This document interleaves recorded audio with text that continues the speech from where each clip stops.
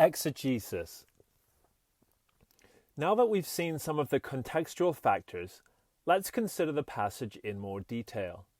Leviticus 13 and 14 is situated within the third book of the Pentateuch, which, as we've seen previously, coincides with the giving of the law. Leviticus is about legislation.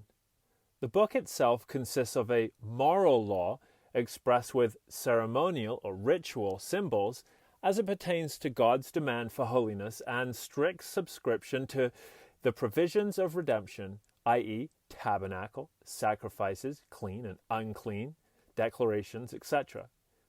Chapters 13 and 14 deal specifically with the leprous disease, Leviticus 13 verses 2 and 8.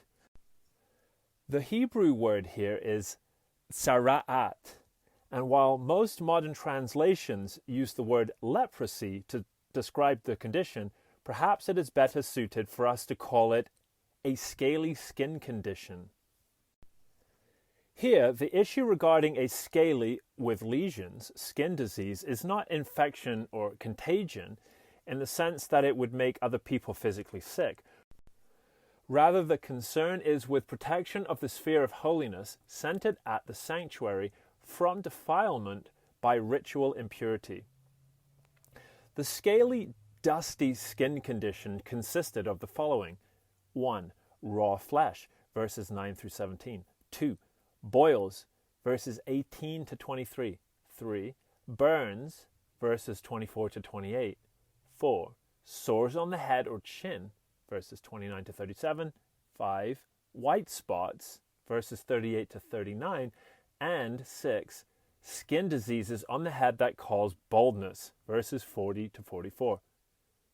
Without showing all my cards on the front end, I want to simply note that there is no consensus in the scholarly realm as to the legitimacy of calling this problem leprosy, or what is in modern terminology, Hansen's disease.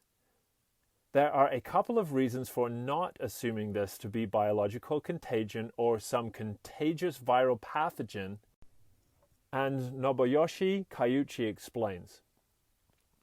Quote, first, if the text is mainly concerned with hygiene or pathology, it is very strange that it does not provide a comprehensive list of the symptoms of the sara'at. The prescription only arms the priest with 2 criteria and a color test, white hair, as a diagnostic tool. By contrast, pathological or clinical conditions are found in other contexts, such as Numbers 12 verse 12. It seems likely that diagnostic criteria given in Leviticus 13 are all that both the laity and the priests were able to use. More importantly, if the 2 criteria and color test symbolize something theological, and if this was what was of primary importance to the legislator, then it is conceivable that he focused on them, considering it unnecessary to provide detailed symptoms of the sara'at. Second, in attempting to identify sara'at with a modern disease, scholars have noticed that biblical sara'at is found not only in human skin, but also in clothes and houses. When it grows in clothes and houses, it is commonly envisaged that the sara'at is something like mildew. But it is significant that the text does not say fungus or mildew, but simply sara'at. End quote. I would add to Kaiuchi's shrewd observation that not only do we have the sara'at affecting clothing and furniture, we have inside the text itself an indication, coupled with the context of the entire book, of this being bigger than simply a case of medical quarantine. In fact, this isn't about quarantining a sick person at all.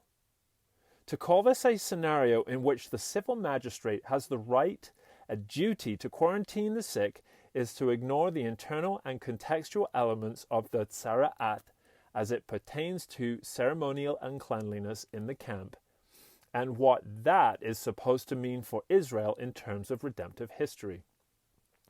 In Genesis 3 verses 17 to 19, we read, quote, "And to Adam he said, Because you have listened to the voice of your wife and have eaten of the tree of which I commanded you, you shall not eat of it. Cursed is the ground because of you. In pain you shall eat it all the day of your life. Thorns and thistles it shall bring forth for you, and you shall eat the plants of the field. By the sweat of your face you shall eat bread, till you return to the ground. For out of it you were taken. For you are dust, and to dust you shall return. End quote. Here we have God's cursing of Adam, the man, and all of his posterity, of which Leviticus 13 and 14 is an obvious echo. The curse of dust is picked up in our passage as a sign and sanction of judgment. If the flesh was raw, the man was unclean. Chapter 13, verse 14. If it has turned white, that is, flaky and dusty, he is pronounced clean, and the man is spared. Why? It would seem that this is because the man has come to terms with himself. He is but dust, and to dust he shall return. Zooming out for a moment, and by way of reminder, we find that chapters 13 and 14 are situated inside a larger point. There are 5 speeches given by the legislator in Leviticus 11 through 16. Chapter 11 has to do with food laws and what the Israelites were forbidden to eat, an echo of the garden. This, too, coincides with the 5 points of the covenant, as we've seen. Chapter 12 is about childbearing defilement, the covenantal hierarchy as it pertains to the family and the perpetuity of the covenant. Chapter 13 explains the law in terms of man's propensity to hide his sin. We'll come back to this. Chapter 14 deals with the sanctions of the covenant and lays out the terms of cleansing and healing and holiness. And the end of chapter 14, along with chapters 15 and 16, deals with restoration and successional or covenantal arrangements, chapter 16 being the Day of Atonement, the high holy day of Israel. While we went over this already, I simply want to remind the reader that we're dealing with ceremonies pertaining to covenant faithfulness or unfaithfulness, and not just faithfulness or unfaithfulness. We're dealing with very specific processes for which it means to dwell with God as a priest in his garden world. These are shadows of the gospel and the work of Christ. They are pointers to Christ, the man who does not hide himself, but rather ministers publicly and without secrets, a picture of a pure man, the Son of Man, who brings healing in his wings. Cauchy also sees the connection of Leviticus 13 and 14 to the Genesis account. Quote, uncleanness and cleanness symbolize the states of hiding oneself and uncovering oneself, respectively. End quote.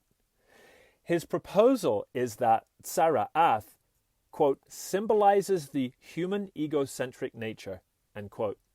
He goes on, quote, although tzara'at is reviewed as a serious skin disease, the prescription uses a number of its symptoms to portray various manifestations of the human egocentric nature. It is a skin disease that can portray the human propensity to hide oneself, end quote. The symptoms that are described in the text indicate that the condition can change rather quickly, which is uncharacteristic of Hansen's disease. See verses 6, 26 to 27, 32 to 37. Again, we're not dealing with biological contagion. We're dealing with a symbol that would appear from time to time, which would come upon the man who forgot he was dust. Most likely, it was someone who was hiding serious sin in the camp, attempting to dwell close to God while also wishing to hang on to his idolatry, a mark of pride. The person who desired to have his cake and eat it too would experience a biological manifestation of that sin in the form of tzara'ath, a physical complication that began spiritually in the heart, but surfaced most visibly on his or her largest, most visible organ, the skin. In the Levitical economy, the status of cleanliness had virtually nothing to do with the healing of disease, only in this case. As mentioned before, it didn't always have to do with sin either. However, in this particular scenario, the person's skin manifested what was going on in the heart, a spiritual matter. Footnote. Quote, all humanity is incorrigibly unclean and in a state of hiding before the Lord. The recognition of symbolism within this prescription is not a midrashic enterprise, but the essence of the prescription. Since the chapter presents various cases or potential cases of tzara'at, it is further proposed that the variety of cases represent a variety of manifestations of human self-hiding before the Lord. End quote. Cayucci, Leviticus. End footnote. Cayucci notes that the healing of tzara'at presumes cleanness, but cleanness does not always presume healing. John Calvin remarks, quote, the Israelites were instructed by this ceremony to serve God in chastity and purity, and to keep far away from those defilements whereby religion would be profaned. Since then, leprosy was a kind of pollution. God was unwilling that those who were cured of it should be received into the holy congregation, except after the offering of a sacrifice, as if the priest reconciled them after excommunication. End quote. The issue is the profanation of pure religion, not virology. The pollution represented the profanation. In no way do we have any textual indication that being excluded from the holy congregation was done so because of a medical emergency. Being excluded from the camp, along with the dozens of others who were put there for dozens of other reasons, was not a quarantine as we know it today. It was a judgment and sanction, a reminder that God is holy and that man is cursed, and that God is the only hope of salvation. Calvin states the issue further, quote, the office of cleansing is imposed on the priest, yet he is at the same time forbidden to cleanse any except those who were already pure and clean. In this, on the one hand, God claims for himself the honor of the cure, lest men should assume it, and also establishes the discipline which he would have to reign in his church. End quote. The pronouncement of the priest isn't medicinal, as though he were a doctor, nor is it magisterial, as though he were a civil judge. It is ministerial, meaning that the priest was to acknowledge the healing that God himself had done in the person. Footnote. James B. Jordan writes, quote, because of the involvement of the Levites in the cleansing rituals of the leper, it has sometimes been maintained that medicine is a proper use of the tithe. In the Bible, however, there is a difference between sickness as such, which is healed, and leprosy, which is cleansed. A woman on her period is unclean, but not sick. A child with measles is sick, but not unclean. A leper is both sick and unclean. Uncleanness is ceremonial in nature, not medicinal. Also, the Bible clearly distinguishes between the ritual healing work of church elders, James 5 verse 14, and the labors of a physician such as Luke. End quote. James B. Jordan, The Law of the Covenant. End footnote. Commenting on chapter 13 verses 44, Calvin adds that the man, quote, is sentenced to just ignominy, for Moses takes it for granted that God holds up to public infamy whomsoever he smites with leprosy, and thence reminds them that they justly and deservedly bear this punishment. End quote. If the man was plagued by God, and the priest could only acknowledge the skin disorder, not treat it, it follows that the man can only be healed by God, and that the priest can only acknowledge the cleansing. The priest is not acting as a judge over a civil matter. He is acting as a witness over a matter of ceremonial law. He is not even acting as a medical professional. Being placed outside the camp was a civil and religious penalty. The person who cried, unclean, unclean, or ritually impaired, ritually impaired, came from the mouth of someone who had been spiritually separated from God and thus needed to be physically separated from God. Remember Eden? Not all issues of uncleanness required this separation outside the camp.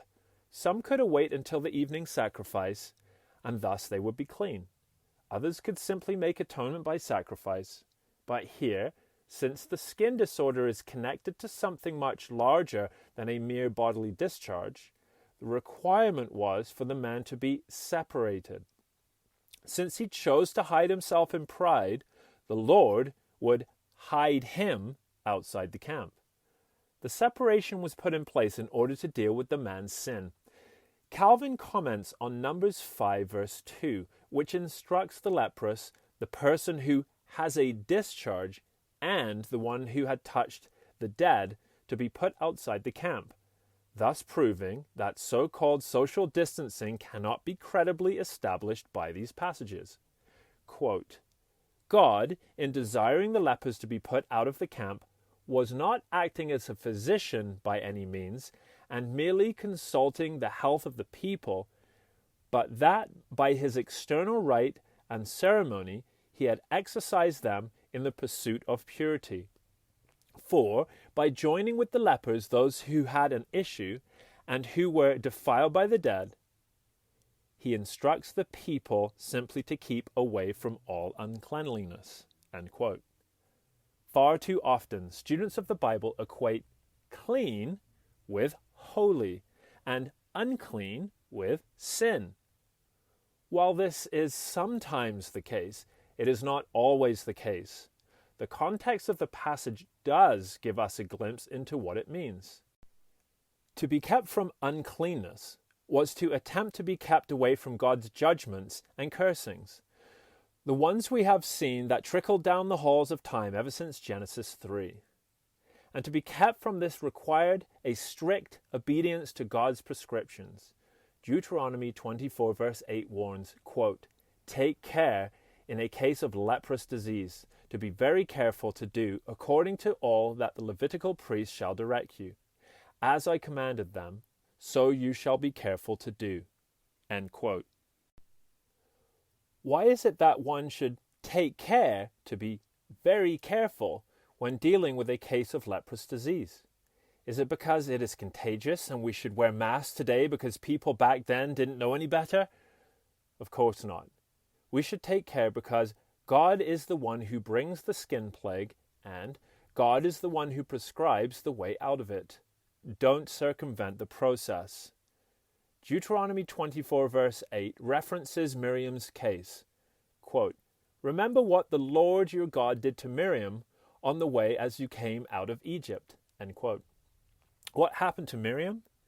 In Numbers 12 verses 10 through 15, we learn that Miriam, who was Moses' sister, was the primary offender against her brother, and God struck her with leprosy, making her an outcast of the community for 7 days.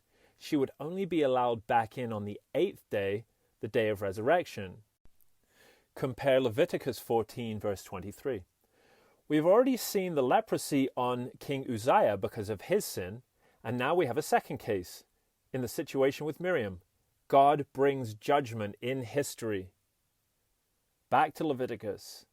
There are more exegetical things to consider, but perhaps the biggest one pertains to verses 12 through 13. Quote, "And if the leprous disease breaks out in the skin, so that the leprous disease covers all the skin of the diseased person from head to foot, so far as the priest can see, then the priest shall look, and if the leprous disease has covered all his body, he shall pronounce him clean of the disease. It has all turned white, and he is clean." End quote. This seems rather strange, doesn't it? If we're talking about biological contagion and quarantining the sick, why in the world is this overly symptomatic man who is covered head to foot in the leprous plague pronounced clean and put back into the camp? The fact is, the opposite is going on. We've already established that the text is not speaking of virology, masking, vaccination, and medical quarantine. Rather, the main issue is the sequestration of an individual who has death in his heart and on his skin. The correlation between death and tsara'at is seen in chapter 13, verses 45 through 46. If the man or woman had tsara'at, he or she was essentially a mourner, letting the hair hang loose as a sign of sorrow. The exclusion from the congregation did nothing to protect Israel from some sort of health condition. Rather, since God himself sat in the middle of the congregation, death could not be present, and nor could sin. When living in the presence of the living God, sin is not tolerated. Living alone and dwelling outside the camp was spiritual mourning. Presumably, the mourner would get into a certain threshold of sorrow that made the tsara'at break out all over his skin from head to foot. Footnote. Remember Job? Quote, "So Satan went out from the presence of the Lord and struck Job with loathsome sores from the sole of his foot to the crown of his head. And he took a piece of broken pottery with which to scrape himself while he sat in the ashes." End quote. Job 2, 7 through 8. Job found himself in mourning and used potsherds to scrape off the sores of affliction. End footnote. The tsara'ath would turn white, which represented cleanness. Holiness would come bursting forth as the man had stopped hiding. Cleanness is experienced when the entire body manifests the symptoms of tsara'at. How is it possible that a fully symptomatic man or woman would be considered healed when covered head to toe in dust and sweat? This can only be true if we're not talking about medicine and virology, but instead talking about ceremonial cleanliness as it pertains to God's judgments. The only possible way for anyone to be healed of their egocentric nature is found in the uncovering of the self before the living God. That's it. To be naked before him, not hiding like Adam and Eve, but instead fully repentant, fully known by God, and fully covered in dust, that is sorrow. Cleanness is not necessarily equated with healing, and if cleanness guarantees one's approach to the divinity, it may well be that to be clean is more important than healing. There is one more exegetical section that must be dealt with before we can conclude. In Leviticus 13, verses 47, we find that clothing or garments can possess a mark of leprosy or mold or mildew on it. A mark on clothing is reminiscent of Adam and Eve, whose sewn together fig leaves, which would later be animal skins, are just as susceptible to sin as anything else. Everything about man, his clothes, his house, his world, is vulnerable to the sin of autonomy. Footnote. In terms of the human egocentric nature symbolized by tsara'at, this last prescription makes an incisive criticism of the incorrigibleness of human hypocrisy. Even when a garment or article used by a man is desperately infected, he pretends it is not infected. Humans are very reluctant to admit that the case of trouble, suffering, or hardship lies within them. Caiucci, Leviticus. End footnote. In Leviticus 14:34, the issue of the house affliction is brought up, as stated in the Warrenton Declaration. Quote, "In order to prevent belongings in a leprous house from being declared unclean by the priest, the owner was permitted to empty the house of his possessions before the priest arrived for inspection." Leviticus 14:33-36. End quote. Should the house be inspected once and then twice, the place clearly showing signs of a plague, the place should be torn asunder, verse 45. As mentioned in passing before, Jesus himself went to the house of Israel, the temple, and declared it ceremonially unclean 2 different times. John 2:13-22, Matthew 21:12-17. It would later be torn down in judgment. Matthew 24, Mark 13, Luke 21. The tsara'ath affected man and his environment, and depending on how man dealt with the egocentric nature of himself and his environment, things could be torn down in judgment. Quote, "From the Lord's standpoint, there is no difference if the disease is found by the afflicted person or someone else. But since, at the fall, the man and woman become godlike in a spiritual sense, even though they are not God, they inevitably try to hide their true condition, albeit unconsciously. The prescription inculcates that self-examination is the beginning of the God-human relationship. It is not about some offense within oneself, but whether a person hides by pretending to be clean." End quote.